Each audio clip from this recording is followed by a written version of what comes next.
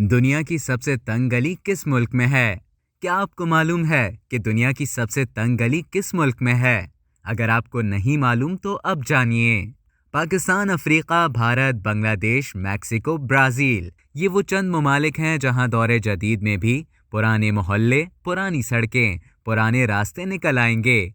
जहां चलना फिरना तो दरकिनार, सिर्फ कदम रखना ही नामुमकिनात में से है। लेकिन क्या आप जानते हैं कि दुनिया की सबसे तंग गली का एजाज जर्मनी की गली को हासिल है? जर्मनी के शहर रॉयटलिंगन में स्प्रॉयरहोफस्ट्रासे नामी एक गली है जो Guinness book of world record में दुनिया की सबसे तंग गली के तौर पर रजिस्टर है।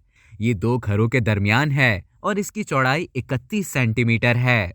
अब तक के लिए इतना ही। मजीद इसी तरह की दिलचस्प मालूमात हासिल करने के लिए डेली जंग के यूट्यूब चैनल को सब्सक्राइब करें और फेसबुक के पेज को लाइक करना ना भूलें।